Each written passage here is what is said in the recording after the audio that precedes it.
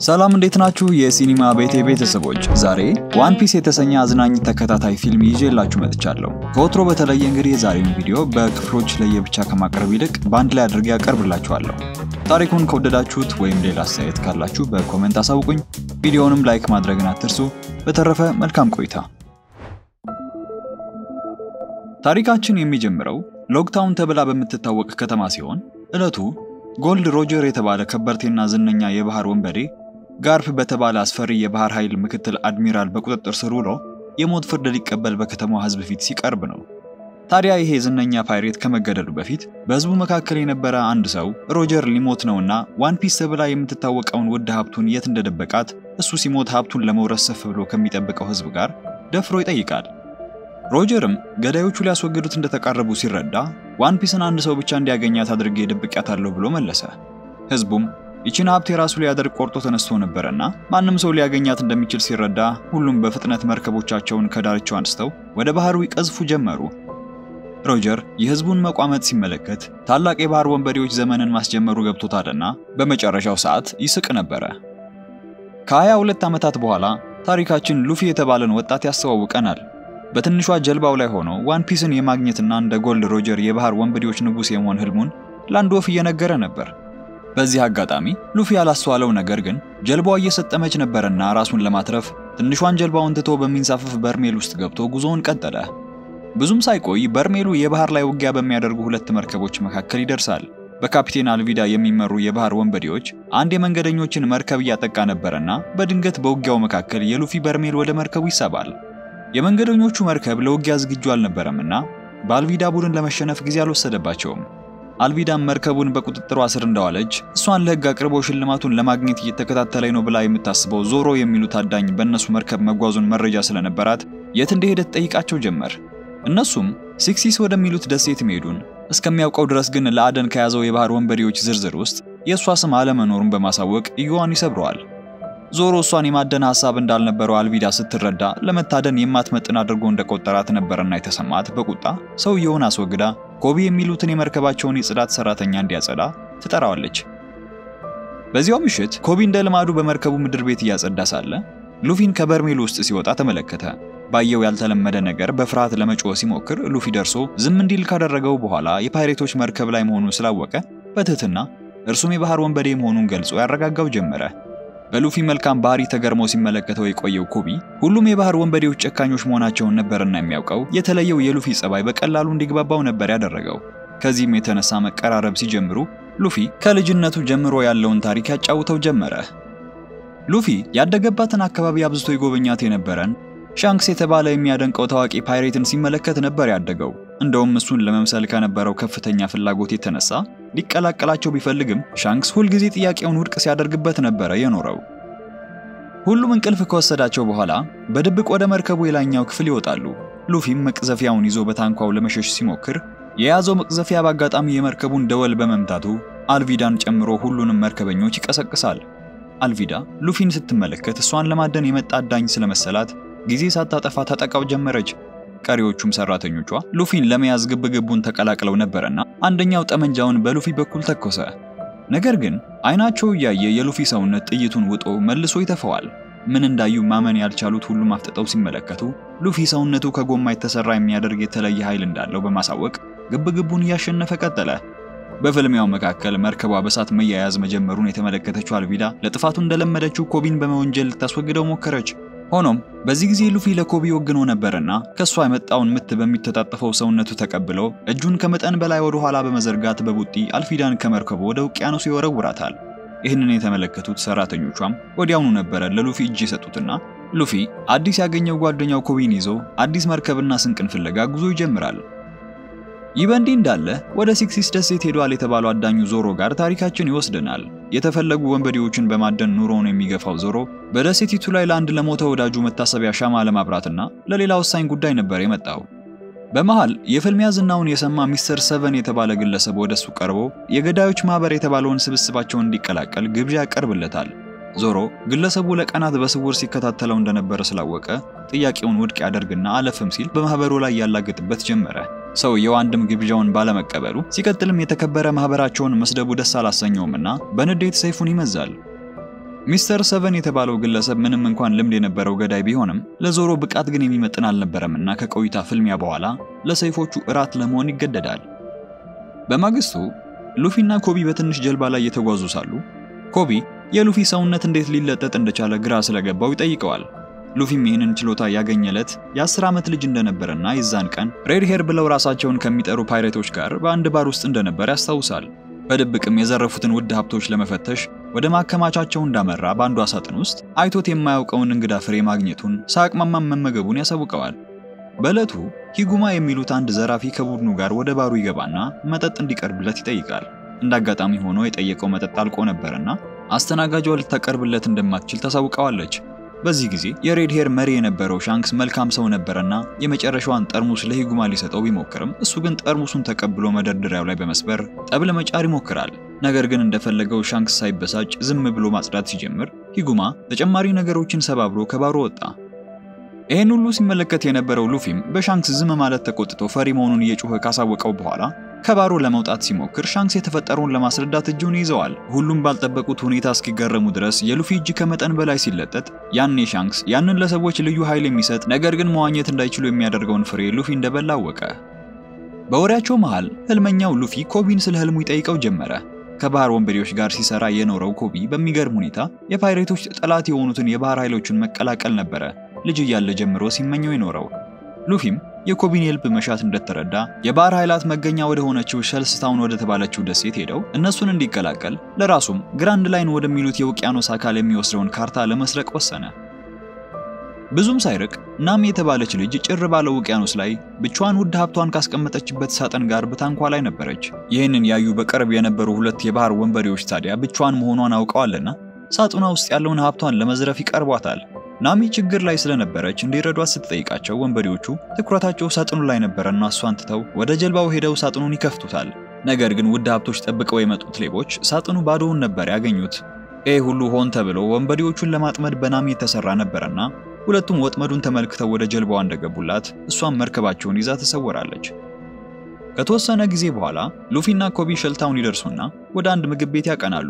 እዛ እንዳጋጣሚ ሆኖ ወንበዴ ነው ተብሎ ሲፈለግ የነበረው ሚስተር ሰቨንን ይዞ ክፍያውን ለመቀበል ወደ ደሴቲቷ የመጣው ዞሮና ከሰዓታት በፊት የፓይሬቶቹን መርከብ ዘርፋ የነበረችው ናሚ በባሩ ነበሩ። ናሚ አንድ የምትፈልገው ነገር ነበርና ከአንድ የባህር ኃይል መኮንን ጋር ቀርባ እየተጫወተች ሳለ ያስተናጋጇ ልጅ በዚህ በኩል ለዞሮ የሚበላ እያቀረበች ነበር። ድንገት የደሴቲቷ የባህር ኃይል አዛዥ ልጅ የሆነው ሄልሜፖ ጋር ሳታውቅ ትጋጫለች። ሄልሜፖ ልብሱ በበበላሸቱ ደስተኛ ስላልነበረ በጭካኔ ለዞሮ የተሰራውን ምግብ መሬት ላይ እንደወደቀ በእግሩ ያደቀው ጀመረ። ይሄን የተመለከተው ዞሮም በመሃል ጣልቃ ገባና ኩኪሱን በወደቀበት ይበላውና ሄልሜፖን ልጅቷን ይቅርታ እንዲጠይቅ አዘዘው።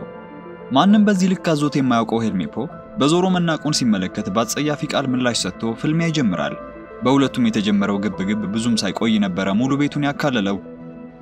ዞሮ ሰይፉን ሳይመዝ በመያዣው ብቻ ሁሉንም ሲረት የተመለከተው ሉፊ ተደንቆ ይመለከተው ነበረ። በዚህ በኩል ማንም ያላስተዋላት ናሚ ስታጫውተው የነበረውን መኮንን ራሱን እንዲስት አድርጋ ንብረቶቹን ስትሰርቅ ነበር።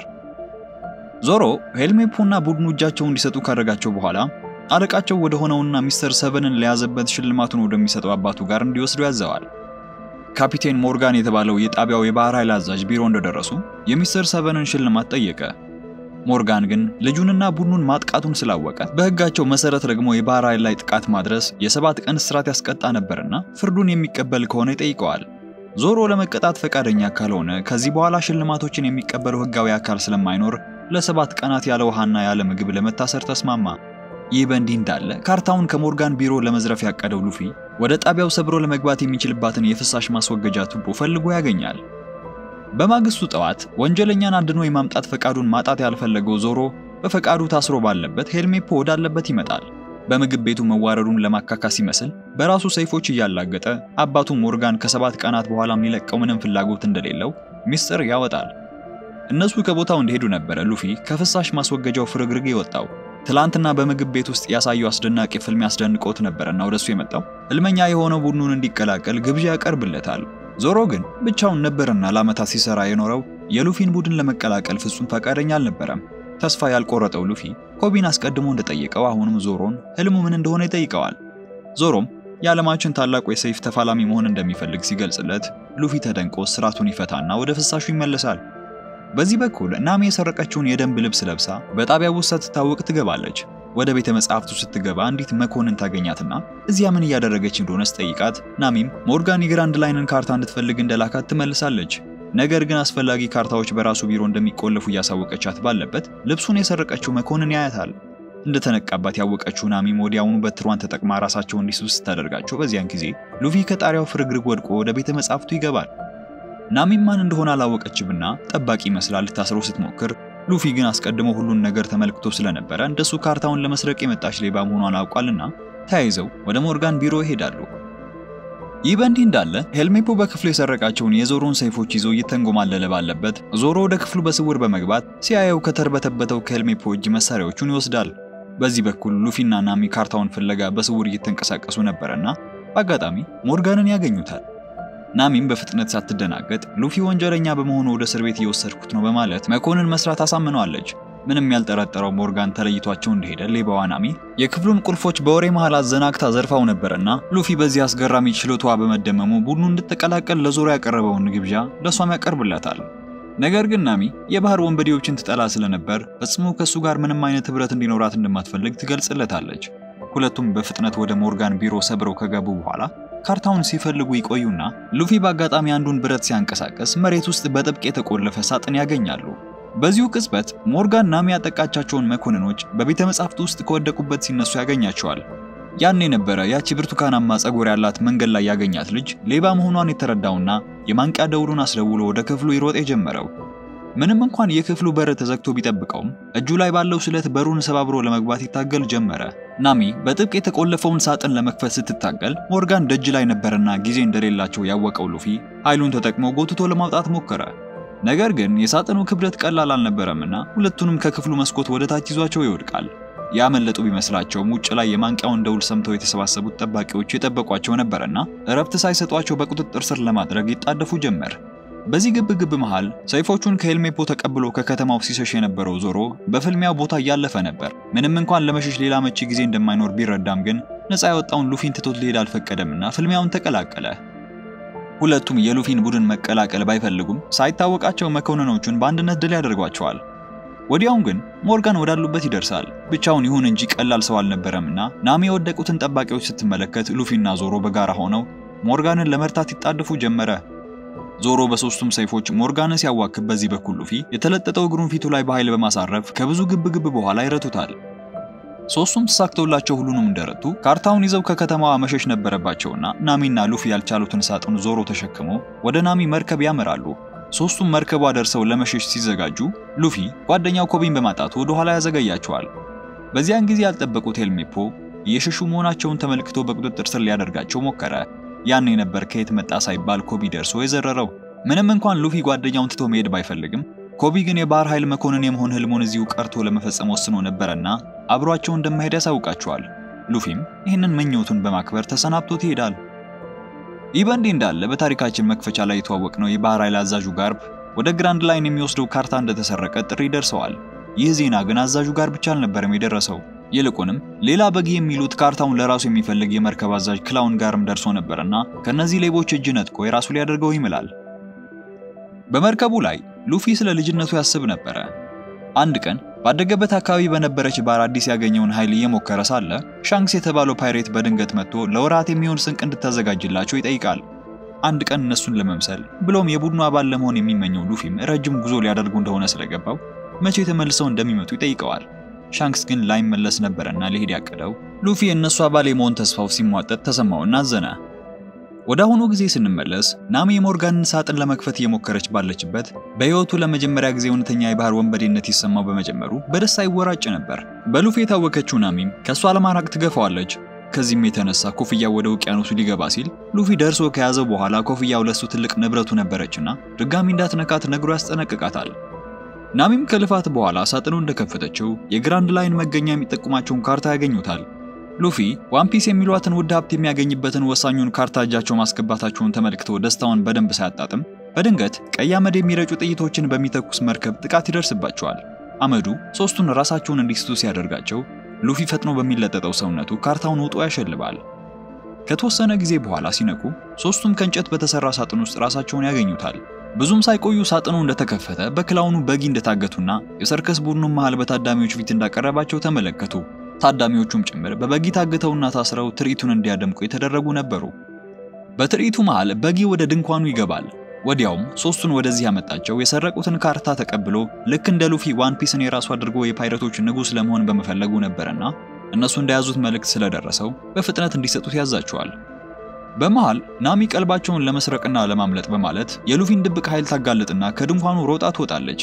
ወደ ውጭ ስትወጣ ግን ያየችው ነገር ፍጹም ልቧን ነበር የሰበረው። የሰርከሱ ታዳሚዎች የከተማዋ ነዋሪዎች የነበሩ ቢሆኑም በጊ ወደ ከተማቸው በመምጣትና በማውደም ባሪያዎቹ አድርጓቸው ነበር። ናሚ ይህንን አሰቃቂ ድርጊት ተመልክታ ደርቃ ባለችበት ከድንኳኑ ብዙም አራቀችም ነበርና ታጣቂዎቹ ይዘዋት ወደ ውስጥ ይገባሉ። ከዛም በጊ ዞሮንና ናሚን እንዲወስዱ ያዝና ሉፊን ብቻውን አስቀርቶ ካርታውን የት እንዳደረጉት ይጠይቀው ጀመረ። በዚህ በኩል በሸልታውን የፓይረቶች ንጉስ ሲባል የነበረው ጎልድ ሮጀርን በመያዙ ዝናው የሚወራለት የባህር አድሚራል ጋርፕ ወሳኙ ካርታ የመሰረቁን ዜና ሰምቶ ማብራሪያን ፍለጋ ወደ ጣቢያው በመምጣት ከሞርጋን ጋር ይገናኛል። ሞርጋንም ራሱን ጥፋተኛ ላለማስመሰል በመዋሸት ሌቦቹ በልጁ እንዝላልነት ሊያመልጡ እንደቻሉና እድሜ አዲስ ለተቀላቀላቸው ኮቢ ባይደርስለት ሟች እንደነበር ያሳውቀዋል። ጋርፕም ትኩረቱን ኮቢ ላይ ይጥልና ቆይቶ ወደ ቢሮ ያስጠራዋል። ሉፊ ጋር እንደታየ መስማቱን ካሳውቀው በኋላ ሰላይነህ በማለት ማንነቱን ሳይዋሽ እንዲያሳውቀው አዘዘው። ኮቢም ሉፊ ከአልቪዳ ስር ያስመለጠው የባህር ወንበዴ መሆኑን ይገልጽለትና የሱ ህልም ግን የባህር ኃይል በመሆን እንደ ሉፊ ያሉትን የባህር ወንበዴዎችን ለፍርድ ማቅረብ መሆኑን ያስረዳል። በኮቢ ምላሽ የተደሰተው ጋርፕ መልሱን በመቀበል ሉፊን አብረው ለመያዝ ያቅድና ሞርጋንን ለውሸቱ መቀጣጫ እንዲሆን መኮንኖቹ ፊት አስሮ ሉፊን የማደኑን ዘመቻ ያስጀምረዋል። ፊልሙ ወደ ሰርከሱ ሲመልሰን ታጣቂዎቹ ዞሮንና ናሚን ወስደው በስር ላይ ያስቀምጧቸው ባለበት ካባጂ የተባለ የበጊ መልእክተኛ ወዳሉበት ይመጣል። በዚሁ ቅጽበት ናሚ መቆለፊያውን ለመክፈት የታገለች ነበር። ካባጂ እንደገባ በቀጥታ ወደ ዞሮ በመጠጋት ወንድሙን ለሽልማት ብሎ እንደገደለበትና ለዘመናትም ሊበቀለው ሲጠብቀው እንደኖረ በምሬትና በቁጣ ያሳውቀዋል። ዞሮ ግን ወንድሙን ሊያስታውሰው አልቻለም። ቆይቶ የባህር ወንበሬ እንደነበረ ሲረዳ እንኳን ገደልኩት በማለት ወንድሙን ለሽልማቱ ሲል በመግደሉ ፊት ለፊቱ መኩራራት ጀመረ። ካባጂም በቁጣ የወንድሙን ገዳይ እጅ ውስጥ እንደገባለት ሲረዳ የታሰረበትን መደብ ያሽከረከረ ስለቶችን ይወረውርበት ጀመረ። በዚህ በኩል በጊ ሉፊ የመለጠጥ ችሎታ እንዳለው ሲረዳ እጅና እግሮቹን በሚለጥጥ መሳሪያ አስሮ አሰቃይቶ ካርታውን ለማግኘት እየሞከረ ነበር። ይሁን እንጂ የሉፊ ሰውነት ምንም አይነት ህመም ሊያስተናግድ አልቻለም። በመሃል በጊ የሉፊን ኮፍያ ሲያስተውል ከዓመታት በፊት ከሱ ጋር አንድ ቡድን የነበረና የከዳው የሻንክስ መሆኑን ተገነዘበ። አሁንም ግን ሉፊን ማሰቃየት እንደማይችል ተረድቷልና በሱ ቦታ በመለጠጫው መሳሪያ ውስጥ ከታዳሚው አንድ ህፃን ልጅ በማስገባት ሉፊን እንዲናገር ለማስገደድ ሞከረ። ያን የነበረው ሉፊ በቁጣ ተሞልቶ ከስራቱ በመውጣት ክንዱን ወርውሮ በጊን የመታው። ሆኖም ምቱ በጊን ርቆ ከመጣል ይልቅ ጭንቅላቱን ነበር ለይቶ እንዲበር ያደረገው። በጊም ልክ እንደ ሉፊ የተለየ ኃይል የምትሰጥ ፍሬም በመብላቱ ነበር የሰውነቱን ክፍሎች እንደፈለገ መለየት የቻለው። በዚህም ባየው ግራ ተጋብቶ የነበረው ሉፊን በተለየው እጁ የሚያደነዝዝ ጭስ ልኮ ራሱን እንዲስት ያደርገዋል። ሉፊ ባሸለበበት ታሪካችን ወደ ልጅነቱ ጊዜ መልሶ ይወስደንና በዛች ባር ውስጥ ሂጉማና ቡድኑ በድጋሚ መጠጥ ፈልገው ወደ መጡባት ቀን ያመጣናል። ወደ ባሩ እንደገባ የተቀበለው ከባለፈው ጊዜ ጀምሮ ቂም ይዞበት የነበረው ሉፊ ነበርና በንዴት ወደፊቱ በመቅረብ ሊገጥመው ተዘጋጀ። በህፃን ልጅ መዘለፉ ያስቆጣው ሂጉማም በአባላቱ ፊት መዋረዱ ስላናደደው ሉፊን እጁን ሊሰጠው ያነሰዋል። የዛን የነበር ሻንክስ ከአባላቱ ጋር ደርሶ ሉፊን እንዲለቁ አሳሰበው። ሂጉማ ካለፈው ልምዱ ተነስቶ ሻንክስና አባላቱ ቡካታሞች ስለመሰሉት ሉፊን ለመልቀቅ ፈቃደኛ ለመሆኑ ያሳውቀዋል። ያን የነበረ የሻንክስ ቡድን ጥቃቱን የከፈቱት። ድብድቡ በሻንክስና በቡድኑ የበላይነት ሲጠናቀቅ ሂጉማ ግርግሩን ተጠቅሞ ሉፊን ይዞ በጀልባ መለጠ። በባህሩ መሃል ግን ያልጠበቁት አንድ ትልቅ አውሬ ጀልባቸውን ሊያጠቃ ወደ እነሱ ሲቃረብ ይመለከታሉ። አውሬው ሲዞራቸው ከቆየ በኋላ ጀልባውን ገልብጦ ሁለቱንም ወደ ባህር በማስገባት ሂጉማን ይዞት ይሰወራል። ሉፊም ፍሬዋን ከበላ በኋላ የመዋኘት ችሎታው በመነጠቁ ቀስ በቀስ ወደ ባህር ውስጥ እየሰመጠ ሄደ። ነገር ግን ሻንክስ ከየት መጣ ሳይባል በዝግታ ሲሰምጥ የነበረውን ሉፊን ይታደገውና ወደ ጀልባው ያወጣዋል። አውሬው ሂጉማን ከወሰደው በኋላም ግን ጥቃቱን አልጨረሰም ነበርና ሁለቱንም ሊወስድ ተመልሶ ይመጣል። ወዲያው ግን ሻንክስ ሳይፈራ አፍጥጦ ሲመለከተው ከቆየ በኋላ ወደ መጣበት እንዲመለስ ያዘው ጀመረ። አውሬው በእውነ ተአምር የሻንክስን ትዕዛዝ ሰምቶ ወደ ጥልቁ እንደተመለሰ ሉፊ ሻንክስ አንድ ክንዱን እንዳጣስተዋለ። ምንም እንኳን የሁሉ በሱ ምክንያት የተፈጠረ እንደሆነ አድርጎ ራሱን መውቀስ ቢጀምርም ለሻንክስ የሉፊ ደህንነት ከክንዱ በላይ አስፈላጊ ነበር። ሉፊ ከሰመመኑ ሲነቃ ራሱን በዝግታ በባህር ውሃ በሚሞላ የመስተዋት ታንከር ውስጥ ያገኘዋል። በሌላኛው ክፍል ውስጥ ካባጂ አሁንም ዞሮን በስለቶቹ ለመምታት እየሞከረ ነበር። ያላስተዋለው ነገር ግን ስለቶቹ ዞሮ የታሰረበትን ገመዶች ያላሉት መሆኑን ነበር። የካባጂ ትኩረት በዞሮ ላይ ያለ ከእስራቷ ለመውጣት ስትሞክር የቆየችው ናሚ በዝግታ ከታሰረችበት በመውጣት ካባጂን ራሱን እንዲስት ታደርገዋለች። የማምለጥ ዕድል ያገኘው ዞሮም የታሰረበትን ገመድ በመፍታት ከናሚ ጋር በመሆን የበጊን ታጣቂዎች ያስወገዱ ወደ መድረኩ ይመለሳሉ። ወዲያውኑ ናሚ ሲሰምጥ ወደ ነበረው ሉፊ በትሯን በመወርወር የውሃ ታንከሩን ሰብራ ነፃ እንዳወጣችው ሉፊ ታፍኖ የቆየበትን የባህር ውሃ ከሰውነቱ ለማውጣት በሚል ካርታውን ከውስጡ ለመጥፋት ተገደደ። ከዚህ ሁሉ በኋላም ግን ሉፊ በእጁ ለማስገባት የቸኮለው ካርታውን ሳይሆን ሻንክስ የሰጠው ኮፍያን ነበርና የተንፏቀቀ ሄዶ ሲይዛት በጊም ሲፈልጋት የነበረችውን ካርታ መውሰድ ቻለ። ሆኖም በቀላሉ ሊለቀው ያልፈለገው ዞሮ በሰይፉ ሊያጠቃው ሙከራ ማድረጉን አላቆመም ነበር። ይሁን እንጂ ሰውነቱን የመለያየት ችሎታ እንዳለው ሲመለከት የሱ ብቃት ምንም ዋጋ እንደሌለው አስተዋለ። በጊ ስለት ምንም ሊያደርገው እንደማይችል ስላወቀ በኩራትና ድል በማድረግ መንፈስ ሆኖ መላ ሰውነቱን በሶስቱም አቅጣጫ በፍጥነት በማብረር ይረታቸው ጀመረ። ዞሮንና ናሚን አሸንፎ ሉፊ ጋር እየተፋለመ ባለበት ሉፊ አንዳንድ ባዶ ሳጥኖችን በማስተዋሉ በፍጥነት ለባልደረቦቹ እቅዱን በማሳወቅ የበጊን የሰውነት ክፍሎች በተለያዩ ሳጥኖች ውስጥ በማስገባትና በማሸግ መልሶ እንዳይሰባሰብ ያደርጋሉ። በመጨረሻም ጭንቅላቱ እጅና እግሮቹ ብቻ ሲቀሩ ሉፊ እጆቹን ወደ ኋላ በመዘርጋት በጊን በታላቅ ኃይል መጥቶ ከድንኳኑና ከደሴቲቱ ውጭ እንዲበር ያደርገዋል። ከዚያም ሶስቱ ካርታውን መልሰው እጃቸው ውስጥ እንዳስገቡ ሁሉንም የደሴቲቷን ነዋሪዎች ነፃ አውጥተው ወደ ዘ ግራንድ ላይን ለመሄድ ብሎም ዋን ፒስን እጃቸው ለማስገባት ተዘጋጁ። መርከባቸው ላይ እንደደረሱ የአካባቢው ነዋሪዎች ሊሰናበቷቸው ሲመጡ ሉፊ ለመጨረሻ ጊዜ ሻንክስን ያየበት ጊዜ አስታወሰ። ሻንክስ ከመሄዱ በፊት ሉፊ እድሜው የባህር ኃይል ለመሆን ዝግጁ እንዳልሆነ ቢረዳም አንድ ቀን ግን ምርጥ ፓይሬት እንደሚሆን ነግሮት ነበር። ሻንክስም የሉፊን ምኞት ከማክሰም ይልቅ በማበረታታት ኮፍያውን ሰጥቶት ይሄዳል።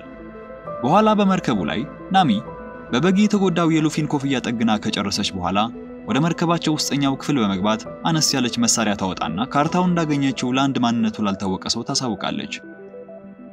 ከተወሰነ ጊዜ በኋላ ሉፊ ለመርከባቸውና ለቡድናቸው የሚሆን ባንዲራ አዘጋጅቶ ለባልደረቦቹ እያሳየ ባለበት ዞሮ ከውስጠኛው ክፍል በመምጣት ሽንት ቤታቸው ሞልቶ እየፈሰሰ መሆኑን መርከቡን ለምትንከባከበው ለናሚ ያሳውቃታል። መርከባቸው ግን ሽንት ቤት አልነበራትምና ናሚ ምን እንደተፈጠረ ለመፈተሽ ስትገባ መርከቧ መቀደዷንና በሚስጥር የምትነጋገርበት መሳሪያውን መበስበሱን ተመለከተች። ከዚህም የተነሳ አዲስ መርከብ ማግኘት እንዳለባቸው ስለተረዱ አቅራቢያቸው ወደሚገኝ ጌኮ ተብለው ወደሚጠሩ ደሴቶች ሄደው አዲስ መርከብን ለማግኘት ወሰኑ። ይህ በእንዲህ እንዳለ ጋርፕ ሉፊንና አጋሮቹን ለመያዝ በሚያደርገው ዘመቻ ላይ ኮቢን ይበልጥ እያቀረበው ነበር። ታዲያ በሄልሜፖ በኩል የሉፊ ባንዲራ ያለባት መርከብ በጌኮ ደሴቶች አቅራቢያ መታየቷን መረጃ ስለደረሳቸው ጋርፕ ወደዚያ ለመሄድ እቅድ ያወጣል። ታሪኩ ወደ ሰርከሱ ይመልሰናል። በጊ ተመልሶ አካሉን ለመጠገን የሰውነት ክፍሎቹን ፍለጋ ላይ ሳለ አንድ ሚስጥራዊ የአሳ ሰው ቀረበና አርሎንግ የተባለው አለቃው ሊያገኘው እንደሚፈልግ ያሳውቀዋል። ፍቃደኛ ያልነበረው በጊ በፍጥነት ስለቱን ተጠቅሞ አዲሱን ግለሰብ ለማጥቃት ሲሞክር ሰውየው ግን ቀልጣፋ ነበርና ሸውዶ በጊ ላይ ከባድ ምት ካሳረፈበት በኋላ ይዞት ወደ አርሎንግ ይወስደዋል። በጊ ሲያወድመውና ምርኮ ሲያደርገው የነበረው ክልል አርሎንግ የኔ ግዛት ነው ብሎ ያስብ ስለነበረ እስካሁን ከዘረፈው ግብር እንዲከፍል ወደሱ ያስመጣዋል። ባዶውን የቀረው በጊ ምንም የሚሰጠው ነገር አልነበረምና ከዛ ይልቅ እነ ሉፊ የያዙትን ካርታ በመስረቅና የራሱ በማድረግ ሊረዳው እንደሚችል ሐሳብ ያቀርብለታል። አርሎንግም ዋን ፒስን የሚያክል ውድ ሀብት ለማግኘት በመፈለጉ የበጊን ጥያቄ ይቀበላል። ሶስቱም በዚህ በኩል ወደ ጌኮ ደሴቶች እንደደረሱ ወዲያውኑ ነበር መርከብ ሲመረትበት ወደ ነበረው ቦታ ያቀኑት። ሉፊም እዚህ ላይ ነበር እጅጉን የወደዳትን መርከብ የተመለከተው። ውበቷን ያደነቀ ባለበት መርከቧ ላይ የሚሰራ ኡሶፕ የተባለ ልጅ ብቅ ብሎ ስለ መርከቧ ያብራራለት ጀመረ። ኡሶፕ ከልጅነቱ ጀምሮ በዚህ ደሴት ይኖር የነበረ ልጅ ሲሆን በብዙዎችም የሚታወቀው የባህር ወንበዴዎች ወደ መንደሩ እየመጡ ነው ብሎ ደውል በመደወልና በመጮህ በመንገድ ላይ ሲሮጥ ነበር። ለአመታት የውሸቱ በህዝቡ ዘንድ ሽብርን አስከትሎ የነበረ ቢሆንም ነገር ግን በመጨረሻ የመንደሩ ነዋሪዎች ውሸታም እንደሆነ ይገነዘቡና ትኩረት መስጠታቸውን ያቆማሉ። ኡሶፕ ሉፊና አባላቱ መርከቧን የራሳቸው እንድትሆን ማድረግ እንደሚፈልጉ ሲረዳ ምንም እንኳን የማትሸጥ መሆኗን ቢያሳውቃቸውም መርከብ ማምረቻው ጓደኛው ስለነበር ከርሷ ጋር ሊያገናኛቸው ይዟቸው ይሄዳል። ብዙም ሳይቆይ ቡድኑ ወደ አንድ ግዙፍ መኖሪያ ቤት ደረሰ። ሳይጋበዙ ዘው ብለው ወደ ቤቱ መምጣታቸው የተመለከቱት የቤቱ አገልጋዮች ሻምና ቡቺ ወዲያውኑ ነበር ቦታውን ለቀው እንዲሄዱ ይነገሯቸው። ሆኖም እንዳጋጣሚ የቤቱና የመርከቡ ባለቤት የሆነችው ካያ ከአገልጋዩዋ ክላዶር ጋር ትደርሳለች። ጓደኛዋ ኡሶፕን በማየቷ ደስተኛ የነበረችው ካያም እለቱ የ18ኛ ዓመት ልደቷን የምታከብርበት ነበርና ሁሉንም እንዲቆዩ እንግዶቿም እንዲሆኑ ጋበዘቻቸው። ሶስቱ የለበሱት አልባሳት ለራት የሚመጥን አልነበረምና አዳዲስ ልብሶችን እየሞከሩ ሳለ ምንም ገንዘብ ሳይኖራቸው እንዴት አድርገው ከካያ መርከብ እንደሚገዙ ጥያቄ የሆነባት ናሚ ሉፊን ትጠይቀዋለች።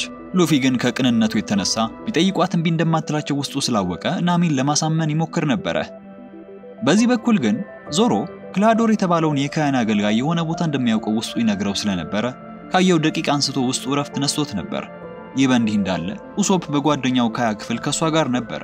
እለቱ ልደቷ ስለነበረ እንቁ ነው ያለውን አንድ ድንጋይ ስጦታን ይሰጣትና ምንም እንኳን ውሸቶች ቢሆኑም ካያ የምትወዳቸውን ሰራኋቸው የሚላቸውን አንዳንድ ጀብዶችን በተረት መልክ እየነገረ ያጫውታት ነበር።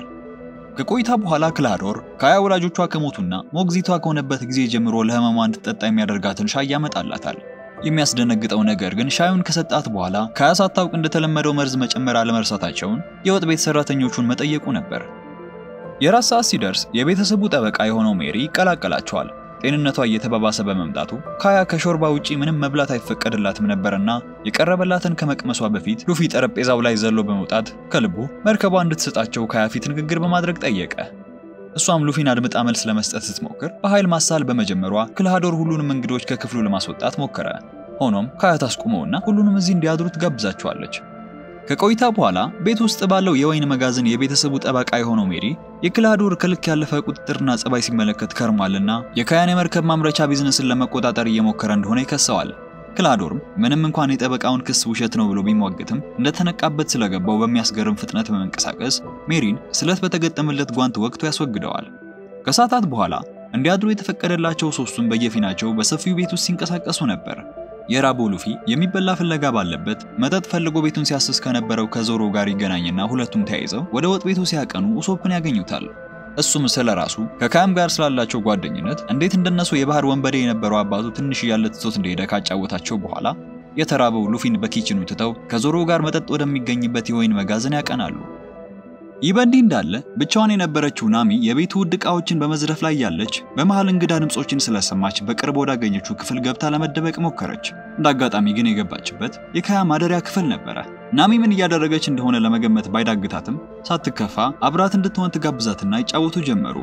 ቤተሰቦቿ እንዴት ባህር ላይ እንደሞቱባት ካጫወተቻት በኋላ ማረፍ ስላስፈለጋት ናሚ ተነስታ ከክፍሉ ለመውጣት ተዘጋጀች። ከመውጣቷ በፊት ግን ክላዶር እንዴት አድርጎ እንደሚቆጣጠራት ተመልክታለችና ማንም የራሷን ውሳኔ መወሰን መብቷን እንዳይወስድባት ትመክራታለች። ካያ ናሚ የሰረቀቻቸውን ንብረቶቿን ከፈለገቻቸው እንድትወስዳቸው ፈቅዳላት የነበረ ቢሆንም ግን ስትወጣ ዕቃዎቹን መልሳ ለማስቀመጥ አልቻለችም።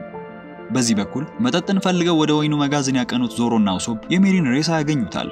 መጋለጣቸውን አንድ ያውቋልና ክላዶር ሻምና ቡቺ ከተደበቁበት በመውጣት ጠበቃውን ያስወገደበት ስለቶቹን ያሳያቸው ጀመረ። ያን የነበረ ዞሮ በመጨረሻም ክላዶር ሲፈልገው የኖረው ኩሮ የተባለው የባህር ወንበዴ መሆኑን የተገነዘበው። ወዲያውም ሁለቱም ፍልሚያውን ቢጀምሩም ግን ኩሮ በጣም ፈጣን ነበርና ሲዘናጋለት ሻም ከኋላው እንድትመታውና ራሱን እንዲስት ያደርጋል። ብቻውን የቀረው ኡሶፕ ባየው ነገር ተደናግጦ ለነፍሱ ሲል በመስኮት ሲሸሽ ፓይረቶች አየው ቢል ማንም እንደማያምነው ክላዶር ያውቃልና እሱን ተከትሎ መሄዱን ትቶ ጠበቃውንና ዞሮን ጭነው በግቢው በሚገኘው የውሃ ጉድጓድ ውስጥ እንዲጨምሯቸው ያዛል። እውነትም እንደገመተው ኡሶፕ የመንደሩን ደወል እየደወለ ፓይረቶች መምጣታቸውን ቢያሳውቅም እንደ ልማዱ ውሸቱን ነው በማለት ማንም ሊሰማ አልወደደም። ምንም እንኳን በልጅነቱ ይህን ያደርግ የነበረው አባቱ በጠና ታማ የነበረችው እናቱን ለማየት ተመልሶ ይመጣል በሚል ተስፋ ቢሆንም ከጊዜ በኋላ የተሰላቹት የመንደሩ ሰዎች በእርግጥም በዚህ ጊዜ ፓይረቶች ቢኖሩም ሊያምኑት ግን ፈጽሞ አልወደዱም። ኡሶፕ ጓደኛው ካያን ካደገኛ ወንበዴዎች ሊታደጋት እንደማይችል ሲረዳ በተስፋ መቁረጥ መሬት ላይ ተቀምጦ ሳለ በድንገት ፓይረቶች አየው ሲል የሰማው ኮቢ ያገኘውና ወደ እነሱ እንዲወስደው ይጠይቀዋል። ቤት ውስጥ ናሚ ወደ ኪችኑ ስታቀና ሉፊን ተኝቶ ታገኘውና ለመቀስቀስ ትሞክር ጀመረች። ወዲያውኑ ግን የፓይረቶቹን ኮቴ ስለሰማች እሱን በተጋደመበት ትታ በቅርብ ወዳገኘችው ቁም ሳጥን ገብታ ትደበቃለች። ሶስቱም ሉፊን ተጋድሞ ሲያገኙት ለካያ የሚሰጡትን የተመረዘውን ምግብ በልቶ መዘረሩን አውቀዋልና በኩራት መርከብ ማምረቻውን ለመውረስ ካያንም የማስወገድ እቅዳቸውን ሲያወሩ ናሚ ቁም ሳጥን ውስጥ ሆና ተሰማቸው ነበር። በዚህ በኩል ኡሶፕ የኩሮንና የቦዱን ማንነት ስለተረዳ ጓደኛውን ለማትረፍ በፍጥነት ኮቢንና ሄልሜፖን ይዞ ወደ ቤቱ ይመጣና ያየውን ሁሉ በፊታቸው ያስረዳል። ምንም እንኳን ኮቢ ሊያምነው ቢፈልግም ግን ኡሶፕ ምንም ማስረጃ አልነበረውምና ፓይሬት መሆናቸውን ማስረዳት አልቻለም። በዛ ፈንታ ሉፊን ፍለጋ መምጣታቸውን የሚያውቀው ኩሮ ከመርዞ የተነሳ የተዳከመውን ፓይሬት አሳልፎ ይሰጣቸዋል። በዚህ በኩል ሻም ብቻዋን በኪችን ውስጥ ሳለች ናሚ ድሉን በመጠቀም ከቁም ሳጥኑ ትወጣና ራሷን እንድትስት ታደርጋታለች። ከጥቂት ደቂቃ በኋላ ኩሮና ቡቺ ሻምን በኩሽና ውስጥ ከወደቀችበት ስትነሳ ያገኟትና ናሚ እንዳጠቃቻት ሁሉንም ሚስጥራቸውንም እንደሰማች ጉዳቸውን ታሳውቃቸዋለች። እዚህ ላይ እኩለ ሌሊት መሆኑን የቤቱ ሰዓት ሲያመላክት ካያ ከዚህ በኋላ 18 ዓመቷን በመያዟ በፍጥነት እሷን አስወግዶ ውርሷን ለመውሰድ እውነተኛ ማንነታቸውን ገልጠው እንቅስቃሴያቸውን ጀመሩ። ይህ በእንዲህ እንዳለ ኡሶፕና ኮቢን ትቶ ወደ ካያ መኝታ ክፍል ይገባና ስለ መጉዚቷ ክላዶር እውነተኛ ማንነት ሊያስጠነቅቃት ሞከረ። ነገር ግን ለዘመናት ሲንከባከባት የኖረ ሰው ይህንን ያደርግብኛል ብላ ለማመን ከብዷታልና ልታምነው አልቻለችም። ናሚ መጣ ኡሶፕ የተናገረውን ሁሉ ስታረጋግጥ ነበር ካያ ነገሮችን ተረጋግታ ማሰላሰል የጀመረችው። ያኔም መታመም የጀመረችው ክላዶር በቤታቸው ስራ መስራት ከጀመረና ያኔ የሚሰጣትን ሻይ መጠጣት ከጀመረች ወዲህ እንጂ ከዛ በፊት ጤነኛ እንደነበረች አስታወሰች። ኩሮና ጋሮቹ ከ18 ስለሞላትና የቤተሰቧንም ሀብት የመውረስ እድሜ ላይ በመድረሷ ሳይነጋ እሷን ማስወገድ እንዳለባቸው ስላወቁ በፍጥነት እንዳታመልጥ በማለት ቤቱን ከውጭ ዘራፊዎች ለመጠበቅ ተብሎ የተሰራውን መከላከያ ይዘጉታል። ኡሶፕ ናሚና ካያ ኩሮ ማምለጫ እንዳያገኙ ለማድረግ መሞከሩን ሲመለከቱ በመታወቀው ስውር መንገድ ሁለቱን ይዛቸው ትሄድ ጀመረች። ቦታው ግን በአቧራ የተሞላ ነበርና ስታስል ኩሮ ይሰማቸዋል። በፍጥነትም በግድግዳ ውስጥ አሳልፎ ሊያጠቃቸው ሲሞክር ሸሽተው ወደ አንድ አሮጌና የተተወ ክፍል ገብተው ይደበቃሉ። እዚያም እንደደረሱ መከላከያውን በፍጥነት ከፍተው ከቤቱ ለመሸሽ ይሞክሩ ጀመሩ። ከዚህም የተነሳ የቤቱ መብራት ወደ ነበረበት ሲመለስ ኩሮ የት እንደገቡና ከየት ሆኖ መከላከያውን ለመክፈት እንደሚታገሉ ለማወቅ አልተቸገረምና ወዳሉበት ያመራል። በዚህ በኩል ሞቷል ተብሎ ከጠበቃው ጋር ወደ ጉድጓድ የተወረወረው ዞሮ ከወደቀበት ተነስቶ በድንግዝግዝ ስለ ልጅነቱ ያስታወሰ ነበር። ሺሞትሱኪ በተባለች መንደር አስደናቂ የፍልሚያ ተማሪ ሆኖ ያደገው ዞሮ ከትምህርት ቤቱ ልጆች ማሸነፍ ያልቻለው የመምህሩ ልጅ የነበረችው ኩይና የተባለችውን ልጅ ብቻ ነበር። በዓለም ላይ ብቸኛ ምርጥ የሰይፍ ተፋላሚ መሆንን ከልጅነቱ ጀምሮ ይመኝ የነበረው ዞሮ በኩይና መበለጡ እጅጉን ያበሳጨው ነበር። አንድ ቀንም ከልምምዱ በዘለለ በእውነተኛ ሰይፎች ተፋልሞ የበላይነቱን ለማስመስከር ያደረገው ፍልሚያ ድጋሚ በሽንፈት ነበር የተገባደደው። ምንም እንኳን አሁን ላይ እሷ የበላይነት ቢኖራትም እያደጉ ሲመጡ ዞሮ ወንድ በመሆኑ በተፈጥሮ የተሻለ መሄዱን ስለምታውቅ ፍልሚያ የማድረግ ፍላጎቷ እየደበዘዘ ነበር። በዚህ ቀን ነበረ የኩይናን ተስፋ መቁረጥ ያልተቀበለው ዞሮ ከሁለቱ አንዱ ታላቁ ተፋላሚ እስኪሆኑ ድረስ በጋራ ለመሰልጠን ቃል የተገባቡት። በሚያሳዝነው ሁኔታ ግን ከቀናት በኋላ ነበረ ኩይና ያረፈችው። ከዚያን ቀን ጀምሮ ዞሮ የሷን ትውስታ ለማክበር በማለት ታላቅ የሰይፍ ተፋላሚ ለመሆን ቆርጦ ተነሳ። አሁን ላይ ግን ከጉድጓድ መውጣት ብቸኛው አማራጭ እንደሆነ ስለሚያውቅ በዝግታ ጉዞውን ጀመረ። በአቅራቢያው የባህር ኃይሉ ሉፊን ይዘው እየሄዱ ባለበት በኮቢ ተፈላጊነት ቅናት ቢጤ ያደረበት ሄልሜፖ ጋርፕ የወደደው ሉፊ ጋር ባለው ግንኙነት ብቻ እንደሆነ እያወራ ባለበት ነበረ ሉፊ የነቃው። የኩሮን እውነተኛ ማንነት የተረዳው ሉፊም ስለ ፓይረቶቹ እያስረዳ ባለበት ዞሮ ደርሶ ሁለቱንም የታጠቁትን መኮንኖች ያጠቃቸዋል። ምንም እንኳን በቁጥጥር ውስጥ ቢሆንም ሉፊ ጓደኞቹን ለፓይረቶቹ ትቶ ለመሄድ አልፈቀደምና የኮቢን ትዕዛዝ ችላ ብሎ ከዞሮ ጋር ወደ መኖሪያ ቤቱ ይመለሳል። በመኖሪያ ቤት ውስጥ ኩሮ ወደ ተተወው ክፍል ሲመጣ ሶስቱም በፍጥነት መደበቂያ ፍለጋ ላይ ነበሩ። እቃዎቹን እያተራመሰ ካያን ፍለጋ ሲያስስ ዞሮና ሉፊ መከላከያውን አልፈው ሾልኮ ወደ ቤት ውስጥ ይገቡና በየአቅጣጫው በሰፊው ቤት ውስጥ ተከፋፍለው አሰሳቸውን ይጀምራሉ። ዞሮ በሄደበት ሻምንና ቡቺን ነበር ያገኘው። ሁለቱም ፓይሬቶች ምንም እንኳን የተካኑ ቢሆኑም ግን ከረጅም ፍልሚያ በኋላ ብልጫውን ወስዶ ያሸነፋቸው ዞሮ ነበር። እዚህ ጋር ባሮጌው ክፍል ውስጥ መኖራቸውን ኩሮ እንደሚያውቅ የተረዱት ካያና ናሚ ተደብቀው መቆየት እንደማይችሉ ስላወቁ በተቻላቸው አቅም ሊያጠቁት ሞከሩ። ኡሶፕም የተቻላቸውን አድርገው የተያዙትን ሁለቱን ለማዳን በወንጭፍ ወርውሮ ኩሮን ለማጥቃት ቢሞክርም በፍጥነት ጥይቶችን በመሸሽ ኡሶፕን መልሶ ያጠቃዋል። በዚያን ጊዜ ሉፊ በተራው ወደ ክፍሉ መጥቶ ኩሮን ለማስቆም መታገል ጀመረ። አሁንም ግን በጣም ፈጣን ነበርና አንድ ምት እንኳን ማሳረፍ አልቻለም። ያኔ ሉፊ አንድ ሐሳብ ይመጣለታል። መደበኛ ቡጢ እንደማይሰራ አውቋልና ተረጋግቶ የእርምጃውን ድምጽ በማዳመጥ የኩሮን መገኛ ካወቀ በኋላ ስኬታማ ምቱን ያሳርፋል። ጥቂት ተጨማሪ ምቶችን ከተለዋወጡ በኋላ በመጨረሻም ሉፊ የኩሮን እጆች ይዞ ግንባሩን በመምታት በመስኮት አርቆ ይልከዋል። በመጨረሻም በሉፊ ታማኝነትና ጀግንነት የተደነቀችው ካያ ለዋሉላት ውለታ የጠየቋትን መርከብ ሰጥታ ከመሰገነቻቸው በኋላ እነሱም ለሞተው ጠበቃዋ ክብር አዲሷን መርከባቸውን ጎይንግ ሜሪ የሚልን ስም ይሰጧታል። ከመሄዳቸው በፊት ሉፊ አብሯቸው እንዲመጣ ኡሶፕን ይጋብዘዋል። እሱ ግን እዚሁ ቀርቶ ካያን መንከባከብ ይፈልግ ነበርና ግብዣውን ውድቅ ያደርገዋል። ሆኖም ካያ ከዚህ በኋላ ራሷን ለመንከባከብ በመወሰኗ ብሎም የሁል ጊዜ ፍላጎቷ የነበረውን ሕክምና ለማጥናት እንደምትሄድ ትነግረውና የልጅነት ወዳጇን ትሰናበተዋለች። ኡሶፕን ካያን እንደተለየ የሉፊን ቡድን ለመቀላቀል ይስማማል። በዚህ በኩል ኮቢ ሲፈልጉት የነበረውን ሉፊን እንዲያመልጥ በማድረጉ ከኤልሜፖ ጋር ሆኖ ስህተታቸውን ሪፖርት ለማድረግ ወደ ጋርፕ ይመለሳሉ። ሆኖም ሉፊን በማስመለጡ በመርከቡ ከደሴቲቱ እንዲወጣ አድርጎታልና ጋርፕ ስህተቱን ትቶ እየተከታተለ በእነሱ አቅጣጫ ተኩስ መክፈት ጀመረ። ሉፊ አሁን ደግሞ የትኛው ጠላታቸው በተራው እያጠቃቸው እንዳለ ለማወቅ ሲመለከትና ጋርፕ መሆኑን ሲያውቅ በድንጋጤ አያቴ በማለት በአግራሞት ይጮሃል። ሉፊ ልጅ ያለ አንድ ቀን በባህር ዳርቻው ላይ ሆኖ የፓይሬት መርከብ አበጅቶ ሲጫወት የሰማው አያቱ ጋርፕ የባህር ኃይል እንዲሆን ነበርና ፍላጎቱ የሰራበትን መርከብ ሲያፈራረስበት ያስታውሳል። የልጅ ልጁ እንዳለው ፓይሬት መሆኑን ሲመለከት እልህ የተጋባው ጋርፕም ሉፊ እጅ እስኪሰጥ ድረስ መድፉን መተኮስ ቀጠለ። የመድፍ አጠቃቀም ዕውቀት ያልነበራቸው ሉፊም የሚጠቀሙበት መሳሪያ ስላልነበራቸው ሉፊ ኃይሉን ተጠቅሞ የተወረወረውን መልሶ በመላክ የባህር ኃይሉ መርከብ ላይ ጥቃት ይፈጽማል። የተመታው መርከብ ፍጥነቱ ሲቀዘቅዝ ሉፊም ፍጥነታቸውን በመጨመር በጭጋግ ውስጥ ገብተው ያመልጣሉ። አማራጭ ያልነበረው ጋርፕም ሉፊ እንዳመለጠው ሲመለከት ድራኩል የሚሉትን ተፈሪ የባህር ወንበዴ ጋር በመደወል አድኖ በህይወት እንዲያመጣለት ይቀጥረዋል። ጋርፕ ይህንን ጥሪ ሲያደርግ ሲሰማ የነበረው ኮቢ እንዴት የባህር ኃይል አዛዥ ከወንበዴ ጋር ይመሳጠራል ብሎ ግራ ስለተጋባ ሄልሚፖን ጠጋ ብሎ ስለ ጉዳዩ ጠይቀዋል። እሱም ድራኩል የባህር ኃይሉ ሊያሸንፋቸው ካልቻላቸው 7ቱ የባህር ወንበዴዎች አንዱ እንደሆነ ከዚህም የተነሳ እነሱን ከማሳደድ ይልቅ የቅርብ ወዳጆች እንዳደረጓቸው ወንበዴዎቹን በድብቅ ለባህር ኃይሉ ቆሻሻ ስራዎችን እንደሚሰሩና በምላሹም ህገወጥ ተግባሮቻቸው ችላ እንደሚባልላቸው ያሳውቀዋል። ኮቢ የሰማውን ነገር ማመን አልቻለምና በቁጣ ከጋርፕ ጋር ለመነጋገር ወደ ቢሮ ቢያቀናም ዓለም እሱ እንደሚመለከታት ፍጹም ፍትሃዊ እንዳልሆነች ነበረ ተረድቶ የወጣው። በዚህ በኩል በጭጋጉ ውስጥ ያለፉ ከቆዩ በኋላ ሉፊ የምግብ ሽታ ይሸተው ስለጀመረ ናሚን የመርከቡን አቅጣጫ እንድትቀይር ሲመራት ይቆይና በመጨረሻም በባህር ላይ ያለን ምግብ ቤት ያገኛሉ። ርቧቸው ነበርና ምንም ሳያቅማሙ ሁሉም ተከታትለው ወደ ምግብ ቤቱ በማቅናት ምግብ ለማዘዝ ይቀመጣሉ። እዚህ ጋር ታሪካችን ሳንጂ የተባለን ልዩ የሆነ ምግብ የመስራት ችሎታ ያለውን ሰው ያስተዋውቀናል። የተለያዩ አሪፍ ምግቦችን የመስራት ልዩ ህልም የነበረው ሳንጂ ይህ ህልሙ ባለቃውና በምግብ ቤቱ ባለቤት ዜፍ ምክንያት እውን ሳይሆን ቀርቷል።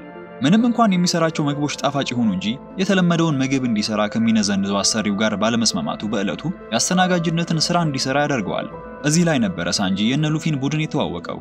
ያስተናጋጅነት ስራውን ለመስራት ወደ ዋናው ወለል ሲያመራ ሁለት ደንበኞች መጣላት ክልክል ነው የሚለውን የምግብ ቤቱን ህግ ጥሰው ስላገኛቸው የማርሻል አርት እንቅስቃሴዎቹን ተጠቅሞ በፍጥነት ስርዓት ያስይዛቸዋል። ያን የነበረ ሉፊም ችሎታውን አይቶ ያደንቀው የጀመረው።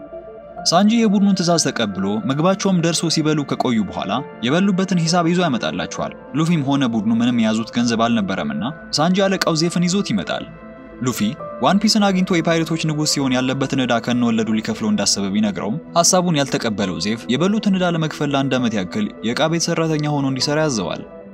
ይህ በእንዲህ እንዳለ ናሚ በዚህ በኩል ቡድኗን ትታ ብቻዋን ለመሄድ እየወሰነች ነበርና ከአንድ መርከበኛ ጋር በድብቅ በማግስቱ ጠዋት ላይ ለመሄድ ተስማማለች። በዚህ በኩል ደግሞ ዕዳውን እንዲከፍል የተገደደው ሉፊ በታዘዘው መሰረት የሚመጡለትን ሳህኖች በማጠብ ላይ ሳለ አስቀድሞ ዜፍ ውድቅ ያደረገው የሳንጂን ምግብ የመቅመስ ዕድል ያገኛል።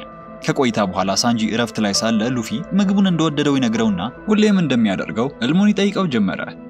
ሳንጂም አራቱ የዓለም ባህሮች የሚገናኙበት ኦል ብሉ የተባለውን ምታታዊ ውቅያኖስ ማግኘትና እዛም ከሚገኙ አሳዎች አስደናቂ ምግቦችን ለመስራት የሚመኝ እንደ ሉፊ ያለ ህልመኛ ነበር። በወሬያቸው መሃል ግን ከድራኩል ጥቃት የተረፈ አንድ ፓይሬት ወዳሉበት ይመጣል። ግለሰቡ ከመጠን በላይ ተጎሳቅሎና ተርቦ ነበርና ምንም የሚከፍለው ነገር ባይኖረውም ያለቃውን ቁጣ ችላ በማለት ጥሩ መብል ይሰራለት ጀመረ። እንደሱ ህልመኛ መልካምና ልዩ ችሎታ ያለው ሰው መሆኑን ያስተዋለው ሉፊም በመደነቅ ቡድኑ እንዲቀላቀል ይጋብዘዋል። ነገር ግን ሳንጂ ለዜፍ ዕዳ ነበረበትና ግብዣውን ሊቀበለው አልቻለም። በዚሁ ሰዓት ድራኩል በጋርፕ እንደተላከው ሉፊን ፍለጋ ምግብ ቤቱ ደርሶ ስለሱ እየጠየቀ ነበረ። እንዳጋጣሚ ሆኖ የሉፊን መገኛ ያሳወቀው ማንነቱን ያላወቀውና በስካር ውስጥ የነበረው ኡሶፕ ነበርና እየመራ የቡድኑ አባላት ጋር ይወስደዋል። ከዛ ሰው ሁሉ ድራኩል በዓለም ላይ ታላቁ የሰይፍ ተፋላሚ መሆኑን የተረዳው ግን ዞሮ ብቻ ነበረ።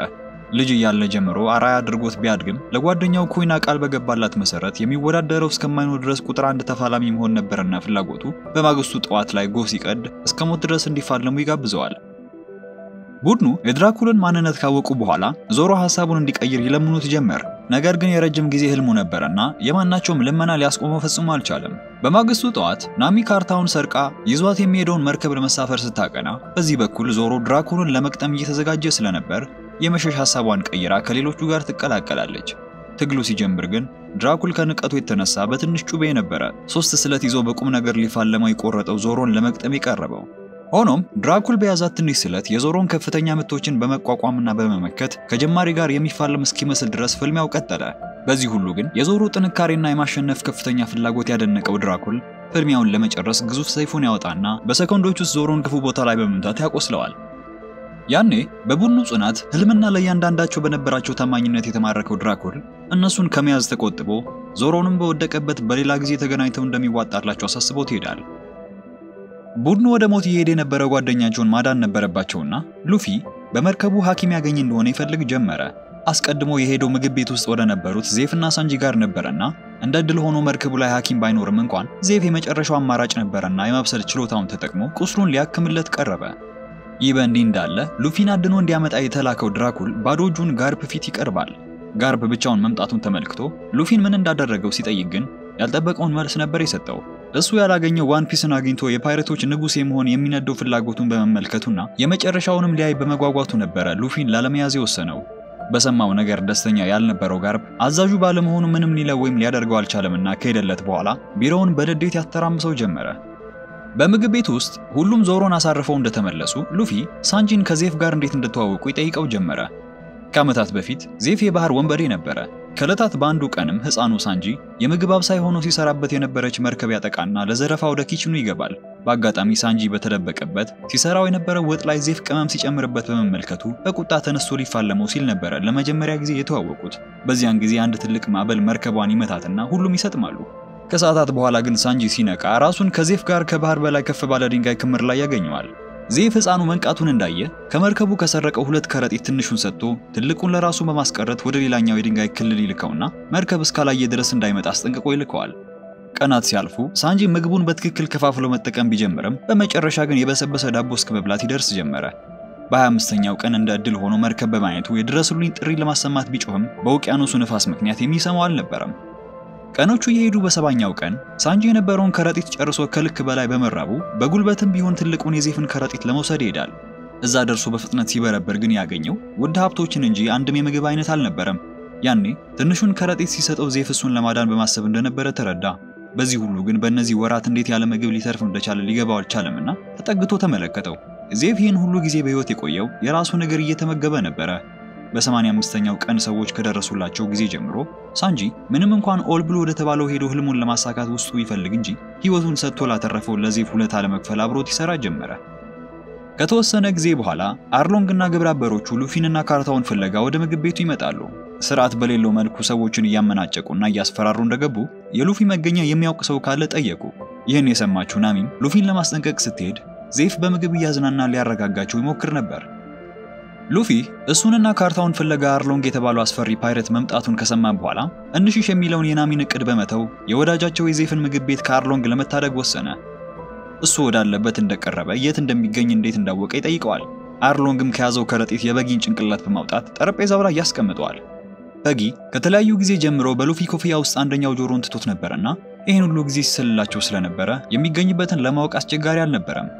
አርሎንግ አሁን የመጣው ካርታውን ፍለጋ ቢሆንም ሉፊ ግን ሊሰጠው ፈቃደኛ ስላልነበረ ዜፍ በመሃል ገብቶ ጥቃቱን ጥይት በመተኮስ ያስጀምረዋል። ሆኖም ጥይቱ በእነሱ ላይ ምንም ጉዳት ባለማስከተሉ ዜፍ በግብረ አበሮቹ ከፍተኛ ጥቃት ይደርስበትና ይወድቃል። በመሃል ሳንጂም የማርሻል አርት ጥበቡን ተጠቅሞ እነሱን ይፋለማቸው ቢጀምርም በሚያሳዝን ሁኔታ ከመሸነፍ አልተረፈምና ሉፊ የመጨረሻውን ፍልሚያ ሊያደርግ ወደ አርሎንግ ተጠጋ። ሆኖም አርሎንግ የሰው ዓሳ በመሆኑ ሰውነቱ እጅግ በጣም ጠንካራ ስለነበር የሉፊን ምቶች ያለ ጉዳት በቀላሉ ነበር ሲያስተናግድ የነበረው። አርሎንግ ሉፊን ወደ ውጭ ከወረወረው በኋላ ድብደባውን አጠናክሮ ሲቀጥል በመሃል ናሚ ወዳሉበት ትመጣለች። ናሚ አመጣጧ ግን ከሉፊ ጋር ለመዋጋት ሳይሆን ማን እንደሆነች እውነተኛ ማንነቷን ለሉፊ ለማሳወቅ ነበርና በትከሻዋ ላይ ባለው ንቅሳት ሁሉ ጊዜም ለአርሎንግ ስትሰራ እንደነበረች ታሳውቀዋለች። ከዚህም የተነሳ ቡድኗን ከርታ ካርታውን ይዛ ወደ አርሎንግ ቡድን ትመለሳለች። አርሎንግም ሉፊን እንዲሞት ወደ ባህር ከወረወረውና ከናሚ ጋር ከቦታው ከሄደ በኋላ ሳንጂ ደርሶ ሉፊን ከመስጠም ይታደገዋል። ባመናት ልጅ የተከዳው ሉፊ የናሚን ክህደት ውስጡ ፍጹም ሊቀበሉ አልችል ባለበት ከሰዓታት በኋላ በዚህ በኩል ሳንጂ በምግብ ቤት ውስጥ ከዜፍ ጋር እየተከራከረ ነበር። ዜፍ በፊትም ጀምሮ ሳንጂ ከሱ ጋር መስራቱን አቁሞ ህልሙን እንዲከተል ይፈልግ ነበር። ነገር ግን ሳንጂ ዜፍ ትልቅ ባለ ውለታው ነበርና ፍጹም ትቶት ሊሄድ ውስጡ እሺ አይልለትም። በናሚ ክህደት ግራ የተጋባው ሉፊ ከኡሶፕ ጋር ወደ መርከባቸው ተመልሰው ሳሉ ዞሮ ከህመሙ ማገገሙንና መንቃቱን ተመለከቱ። በዚህም ናሚን ፍለጋ ለመሄድ መርከባቸውን ማዘጋጀት ጀመሩ። በዜፍ ንዝነዛ ምክንያት ስራውን ለመልቀቅ ህልሙንም ለማግኘት የተስማማው ሳንጂም የመርከቡ ምግብ አብሳይ ሆኖ ከተቀላቀላቸው በኋላ ስሜታዊ በሆነ ስንብት ይለየዋል። ምንም እንኳን አቅጣጫ መሪያቸው የነበረውን ካርታ ናሚ ብትወስደውም ሉፊ አስቀድሞ የበጊን ጭንቅላት ከአርሎንግ ሰርቆት ነበርና ሙሉ ሰውነቱን እንደገና ለማግኘት ሲል ወደ አርሎንግ መደበቂያ እንዲመራቸው ያደርጋል። ይህ በእንዲህ እንዳለ ናሚ አርሎንግንና ሰዎቹን ተከትላ መደበቂያውና የበጊ ሙሉ አካል ወደሚገኝበት ኢኮኖሚ ተብሎ ወደሚጠራው ደሴት ትሄዳለች። ደሴቱ ናሚ ካሳደገቻት እናቷና እህቷ ጋር ሆና ክፉና ደጉን እያየች የኖረችበት ቦታ ነበር። ልጅ እያለች ጀምሮ ለካርታዎች ከነበራት ፍቅር የተነሳ ምንም እንኳን መጽሐፍ መግዛት የማይችሉበት የኑሮ ደረጃ ላይ ቢሆኑም አንድ ቀን ከመጽሐፍቱ ቤቱ ሰርቃ ወደ ቤቷ ተመጣለች። ቤልሜር የተባለችው አሳዳጊዋ ግን የሆነ ነገር እንደሰረቀች ለማወቅ ብዙ ጊዜ አልፈጀባትምና ተቆጥታ ስነ ስርዓት ልታስተምራት ሞከረች። ናሚ አንድ መጽሐፍ እንኳን ለመግዛት የማይችሉ ድሃ በመሆናቸው ሰልችቷት ነበርና ቤልሜርን እውነተኛ እናታቸው ባለመሆኗ እንደዚህ ልትናገራት እንደማትችል በምሬት ውስጥ ሆና ትመልስላታለች። ይሄ ድፍረት የተሞላበት ንግግሯ ግን ዋጋ እየከፈለች ሁለቱንም ለማሳደግ ስትጥር የነበረችው የቤልሜርን ልብ ይጎዳ ነበር። በስሜት ውስጥ ሆና ናሚን መምታቷ ልክ እንዳልነበር ውስጧ ስለሚያውቅ ይቅርታ ልትጠይቅ ወደ አኮረፈችው ናሚ ታቀናለች። ቤልሜር ሁለቱንም ማሳደግ ከመጀመሯ በፊት የባህር ኃይል አባል ነበረች። አንድ ዕለት ብዙዎች ባለቁበት ከባህር ወንበዴዎች ጋር ከነበራቸው ከባድ ውጊያ በኋላ ነበረ ሁለቱንም ያገኘቻቸው። በዛች ቅጽበት ብቻቸውን በፍርሃት ውስጥ የነበሩትን ህፃናት ትታ ብትሄድ እንደሚጸጽታት ያወቀችው ቤልሜር በመንደሩ ቀርታ እነሱን ማሳደግ ትመርጣለች። ከቆይታ በኋላ ናሚ የሰራችው ልክ እንዳልነበር ስለገባት መጽሐፉን ለአካባቢው ሸሪፍ ሰጥታ ትመለሳለች። በዚያው ቀን አርሎንግና ቡድኑ መንደሩን ለዘረፋ ይመጣሉ። በመንገዳቸው ያገኙትን ሰውና ንብረት ሁሉ እያጠፉ ነዋሪዎቹንም እየዘረፉ ማሰቃየት ይጀምራሉ። ታሪካችን ወደ አሁኑ ጊዜ ሲወስደን በስምምነታቸው መሰረት ናሚ የሰረቀችውን ካርታ አምጥታ ለአርሎንግ ከሰጠችው በኋላ በየወሩ እንደሚያደርገው አስቀድሞ የዘረፋቸውና በግዛቱ ስር ያደረጋቸውን መንደሮች የወርሃዊ ግብር ይሰበስብ ነበርና ወዳደገችበት መንደር ሄዳ ሰብስባ እንድታመጣለት ይልካታል። ብዙም ሳይቆይ ነበረ የሉፊ ቡድን ወደ ኢኮኖሚ ደሴት ደርሶ የአርሎንግን ጥፋት የተመለከተው። እንዳጋጣሚም ሆኖ ናሚ ግብር እንድትሰበስብ ወደ ተላከችበት ስትመጣ ያገኟታል። ምንም እንኳን የመንደሩ ነዋሪዎች በየወሩ ለአርሎንግ ለመክፈል በቂ አቅም ባይኖራቸውም ይህንን እያወቀ ሰቃያቸው ያዝናናው ስለነበረ ብቻ ያስገድዳቸው ነበር። ናሚ ከተማቸውን ላወደመባቸው አውሬ በፈቃደኝነት መስራቷ ከሁሉም በላይ ለእህቷ ኖጂኮ ከክህደትም በላይ ነበረ። በቂ ባይሆንም ያላቸውን አሟጣው ከሰጧትና ገንዘቡን ከወሰደች በኋላ ናሚ ሉፊንና ሌሎቹን በማስተዋሏ የእነሱ እርዳታ ስለማያስፈልጋት መከታተላቸውን እንዲተው ነግራቸው ትሄዳለች። በጓደኞቹ ተስፋ የማይቆርጠው ሉፊም ናሚ የሆነችው ነገር እንዳለ ውስጡ ስለነገረው መልስን ለማግኘት እህቷ ኖጂኮ ጋር ያቀናል። በናሚ ክህደት ንዴቷ ያልበረደላት ኖጂኮ ግን መሳሪያውን ይዛ ነበርና የተቀበለቻቸው በሳንጂ ምግብ የማብሰል ጥበብ ደልለው ስለ ናሚ እንዲነግሯት ያደርጋሉ። የባህር ወንበዴዎቹ ወደ መንደሩ መጀመሪያ የመጡለት ቤልሜር ለ3 ሰው ግብር መክፈል አልቻለችምና ልጆቿን ከቤቱ ስር ደብቃ የአንድ ሰው ብቻ ለመክፈል ትገደዳለች። ሆኖም አርሎንግ በጠረጴዛው ላይ 3 ሳህኖችን ስላስተዋለ ብቻዋን አለመሆኗን በመመልከቱ የሁለት ሰዎች ክፍያ እንድትጨምር በማለት ይደበድባት ጀመረ። ያኔ ሁለቱም ልጆቿ ከተደበቁበት ለእናታቸው ለመቆም ይወጣሉ። ነገር ግን ለ3 ሰው የምትከፍለው ገንዘብ አልነበራትምና አርሎንግ ልጆቿን ከሚገልባት የከፈለችው ገንዘብ ለነሱ እንዲቆጠር ታደርግና ለራሷ መክፈል ስላልቻለች በቆመችበት ያለ ምህረት ያስወግዳታል። ይህንን አሳዛኝ ታሪክ ከሰሙ በኋላ ሉፊ ናሚ ሆን ብላ ከአርሎንግ ጎን ለመወገን እንደማትችል ይልቁንም የሆነ ማንኛቸውም የማያውቁት ነገር እንዳለ እርግጠኛ ሆነ። ይህ በእንዲህ እንዳለ ናሚ የሰበሰበችውን ግብር ይዛ ወደ አርሎንግ ትመለሳለች። በድግሱ መሃል ከዚህ ቀደም ስለገቡት ስምምነታቸው ማብራት ፈልጋ ነበርና ልታናገረው ስትሞክር በድንገት ነዙሚ የተባለ አርሎንግ ወንጀሎቹን ችላ እንዲደለት በገንዘብ የገዛው የባህር ኃይል የተለመደውን ጉቦ ለመውሰድ ይመጣል። ነዙሚ ገንዘቡን ይዞ እንደሄደ ናሚ ተጠግታ ስምምነታቸውን ለመፈጸም የሚያስችል በቂ ገንዘብ እንዳላት አርሎንግን ታሳውቀውና ይቀበላታል። ሆኖም ገንዘቡን ለማምጣት እንደወጣች አርሎንግ ነዙሚን በማስጠራት ተከትሏት እንደሄድና ገንዘቧን ይዞት እንዲመጣ ያዘዋል። ናሚ ወደ እናቷ መቃብር ሄዳ ለዓመታት እየሰረቀች ያከማቸችውን ገንዘብ ቆፍራ እያወጣች ባለችበት ኖጂኮ ታገኛትና ክህደቷ ሳያንስ የእናታቸውን መቃብር ማርከሷ ስትመለከት የምታውቃት እህቷ ሳትሆን አብሬ ነበር የመሰለቻት። ያን ጊዜ የነበረ ናሚን በመጨረሻ እውነቱን ለእህቷ ታስረዳ የጀመረችው። እናታቸው ከሞተች በኋላ ናሚ አርሎንግን ለማየት ትሄድና የምትኖርበትን መንደር በ100 ሚሊዮኖች ከእጁ ልትገዛው እሷን በምላሹ ለሱ ካርታዎችን ልትሰራለት ተስማምታ ነበር። ኖጂኮ ይህንን ሁሉ ዘመን ከአርሎንግ ጎን ሆና ስትሰራ የነበረው መንደሯን ነፃ ለማውጣት እንደሆነ እንደተረዳች ለዓመታት በውስጧ የነበረው ጥላቻ በቅጽበት ነበር የጠፋው። ብዙም ሳይቆይ ግን ናሚን ተከትሎ ሄዶ ያከማቸችውንም ገንዘብ እንዲዘርፋት የታዘዘው ነዙሚ ወደ እሷ ይቀርብና የሰበሰበችው 100 ሚሊዮን የተሰረቀ ገንዘብ ነው በማለት ይወርሰዋል። ነዙሚ የሰበሰበችውን የገንዘብ መጠን በትክክል ማወቁ ናሚ ስትረዳ አርሎንግ መንደሩን ነፃ እንዳታወጣ ለመከልከል እንደላከው ተገነዘበች። በተስፋ መቁረጥ ተነስታ እግሯ ወደ መራት መሮጥ ስትጀምር የወደቀችው ናሚ ግብረ አበሮቹ ንቅሳቱን የሰጧትን ጊዜ እያሰበች በጸጸት ለማጥፋት ትሞክር ጀመረች። የዛን ጊዜ ነበረ ሉፊ ወዳለችበት የመጣው። ናሚ ተስፋ በማይቆርጡባት ጓደኞች መከበቧን ስትመለከት ያኔ እርዳታቸውን እንደምትፈልግ እያነባች ታሳውቀዋለች። ይህ በእንዲህ እንዳለ አርሎንግ ለባህር ወንበዴዎቹ መንደሩን እንዲያጠፉ ንግግር አድርጎ ልኳቸው ነበርና የሉፊ ቡድን እዛ ሲደርስ አንድም ነገር አላገኙም። የናሚን እውነተኛ ታሪክ የሰማችው ግን ኖጂኮ ብቻ አልነበረችም። እንደተለየቻት እውነቱን ለመንደሩ ነዋሪዎች በማሳወቋ ሁሉም በደስታ ከጎኗ ሆነው ነበርና አርሎንግን ለመዋጋት ይዛቸው ትመጣለች። ሆኖም ሉፊና ቡድኑ ፍልሚያውን ራሳቸው ሊፈጽሙት በማቀዳቸው ነዋሪዎቹን ከሜዳ ሳምኑ ያስቀሯቸዋል። በዚህ በኩል የጋርፕ መርከብ ወደ ደሴቲቱ በመጠጋት ላይ ሳለ ነዙሚ ወዳሉበት ይጠራና የሉፊን መገኛ እንዲያሳውቅ ይደረጋል። ከጥቂት ደቂቃዎች በኋላ ቡድኑ ወደ አርሎንግ መገኛ በመግባት ሉፊና ናሚ ካርታውን ለመውሰድ ሲሄዱ ሌሎቹ ከግብረ አበሮቹ ጋር መታገል ጀመሩ። ውጭ ላይ ዞሮና ሳንጂ በጋራ ቦታውን በሬሳ ሲሞሉት በውስጥ በኩል ሉፊና ናሚ ካርታውን አግኝተው በመውጣት ላይ ነበሩ። ነገር ግን መውጫው ላይ አርሎንግ በመምጣቱ ሉፊ ናሚን ከህንጻው እንድትወጣ ያደርግና የመጨረሻ ፍልሚያውን ያጣጥፉታል። በፍልሚያው መሃል ያረገፋቸው የአርሎንግ ጥርሶች እንደገና የሚበቅሉ መሆናቸውን ሲመለከት ሉፊ ምቶቹ አርሎንግን ለመጉዳት በቂ ያለመሆናቸው ስለገባው በምትኩ ህንጻውን ለማፍረስ ወሰነ። ቋሚዎቹ መፈራረስ ሲጀምሩ ሉፊም አርሎንግ እንዳያመልጥ ህንጻው በፍጥነት እንዲፈርስ ያደርጋል። ቡድኑም ከውጭ ሆነው ህንጻው ወደ አፈር ሲቀየር ተመልክተው ስለ ሉፊ ደህንነት መጨነቅ ጀምራሉ።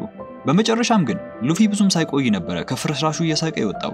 ከዚህም የተነሳ ምሽት ላይ የመንደሩ ነዋሪዎች ነፃነታቸውን ለማክበር ድግስ ይደግሳሉ። በድንገት ግን ድግሱ በነዙሚ ተመርቶ በመጣው የጋርፕ ባህር ኃይል ይቋረጣል። ወደ እነሱ እንደቀረቡም ነበር ጋርፕ የሉፊን ቡድን በፍጥነት በቁጥጥር ስር እንዲያደርጓቸው ያዘዘው። ነገር ግን መንደሩን ያወደሙት እነሱ አልነበሩምና ኮቢና ሄልሚፖ ትዕዛዙን ለመከተል ፈቃደኞች አልነበሩም። ስለዚህ ጋርፕ እነሱን ከማስገደድ ይልቅ በራሱ ሄዶ ሉፊን ወደ ባህር ኃይሉ ለመጨረሻ ጊዜ ለማስገባት ትግል ጀመረ። በሁለቱም መካከል የነበረው ፍልሚያ የጋርፕ የበላይነት ቢታይበትም ሉፊ ግን ህልሙን ለመተው ፈቃደኛ አልነበረምና ጋርፕ ሉፊን ለመተው ይወስናል። ጋርፕ ይህን ሁሉ እያደረገ ይፈትነው የከረመው እውነት ሉፊ የሚፈልገው ፓይሬት መሆን እንደሆነ ለማረጋገጥ ነበረ። ስለዚህ አሁን የልጅ ልጁ በውሳኔው መጽናቱ እንደተመለከተ መልካምን ዘመን ተመኝቶለት የአርሎንግን ሰዎች ለማደን ይሄዳል። በማግስቱ ጠዋት ናሚ ከቡድኗ ጋር ረጅም ጉዞ ከማድረጓ በፊት እህቷን በእናቷ መቃብር አጠገብ ተሰናበታታለች። ከመሄዳቸው በፊት ኮቢ ሉፊን ሊያገኝ ይመጣና ሁልጊዜም ሲመኘው የነበረን አንድ ወረቀት ይሰጠዋል። ወረቀቱ ሉፊ 30 ሚሊዮን በሚያወጣ ከፍተኛ ገንዘብ እየታደነ እንደሆነ የሚያሳይ ነበር። ይህ ስኬቱ ከሱም አልፎ በጓደኞቹና በጠላቶቹ ዘንድ ይደርሳል። ሉፊና ቡድኑን በመጨረሻ ዋን ፒስን ፍለጋ በአንድነት አስቸጋሪ ጉዟቸውን ሲጀምሩ ታሪካችን እዚህ ላይ ያበቃል።